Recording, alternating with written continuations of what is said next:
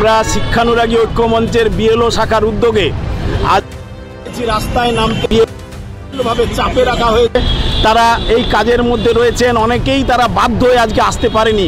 কিন্তু যে বিষয়টা আমরা এখানে তোলার জন্য ছুটে এসেছি সেটা হচ্ছে ডাটা এন্ট্রি করার জন্য চাপ দেওয়া হচ্ছে, বিএলওদেরকে দায়িত্ব দেওয়া হয়নি, অথচ তাদেরকে যে কাজ দেওয়া হয়েছে সেটা 1 মাসের মধ্যে কোনোভাবেই সম্ভব নয়। ফর্ম দেওয়া, জমা নেওয়া, তাকে ভেরিফাই করা, তার অ্যাসিস্ট্যান্ট দেওয়ার কথা ছিল, সেই অ্যাসিস্ট্যান্টও তারা দেয়নি।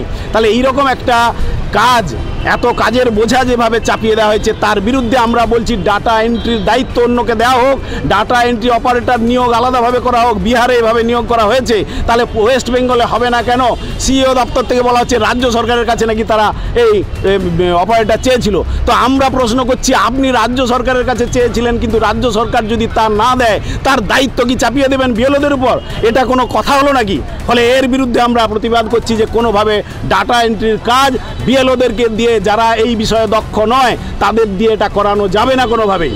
তারপরে আমরা বলছি যে এই কাজ যথেষ্ট সময় সাপেক্ষ এবং নির্ভুলভাবে যদি করতে হয় তাহলে তার জন্য সময় বৃদ্ধি করতে হবে।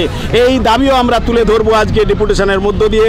আরেকটা যে বিষয়, ব্যক্তিগত মোবাইল নম্বর, যে মোবাইল নম্বর বিএলওদের অনুমতি না নিয়ে ভাইরাল করে দেওয়া হয়েছে, অফিসিয়ালভাবে তাদেরকে ছেড়ে দেওয়া হয়েছে বাজারে, তাহলে এই যে 24 ঘন্টা তাদেরকে ফোন করছে, তাদের জীবন বলে কিছু নেই, রাত দিন সমান হয়ে গেছে, তার জন্য আজকে তারা অসুস্থ হচ্ছে, অনেকে মারা গেছেন, একটা আতঙ্কের পরিবেশ সৃষ্টি করা হয়েছে।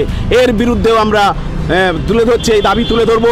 শিক্ষা বহির্ভূত কাজে নামিয়ে দেওয়া হয়েছে এই বিএলওদের। 90% বেশি বিএলও হচ্ছে শিক্ষক, শিক্ষাকর্মী এবং অঙ্গনওয়াড়ি কর্মী, তাদেরকে যেভাবে চাপিয়ে দেওয়া হয়েছে এই শিক্ষা বহির্ভূত কাজে, তাহলে শিক্ষার অধিকার আইন যে রাষ্ট্র বলছে, তারাই আবার বলছে যে শিক্ষার অধিকারটা তারাই কিন্তু কেড়ে নিচ্ছে। তাহলে এই দ্বিচারিতা কেন? আমরা এই প্রশ্নও তুলে ধরবো। তারা কেন স্থায়ী কর্মী নিয়োগ করবে না? বিএলওর কাজ তো সারা বছর ধরে হয়, তাহলে তারা স্থায়ী কর্মী নিয়োগ করুক। এ দাবি আমরা আজকে নয়, বহুদিন বহুবার তুলে ধরেছি, কিন্তু তা কার্যকর হয়নি।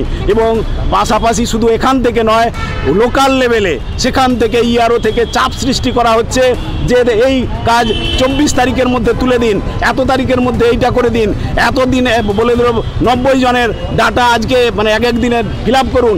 এই যে অসম্ভব ধরনের চাপ সৃষ্টি করা হচ্ছে, ফর্ম জমা নেওয়া দেওয়া, এগুলোর একটা যে বিরাট চাপ, তার মাঝে আবার এই চাপ চাপিয়ে দেওয়া হচ্ছে। ফলে এর বিরুদ্ধে আমরা সরব হয়েছি। আজকে আমরা নির্বাচন কমিশন দপ্তরে যাব, সিইওর নিকট ডেপুটেশন দেবো, তারা কি বলেন তার ভিত্তিতে আমরা আগামী কর্মসূচি ঠিক করব।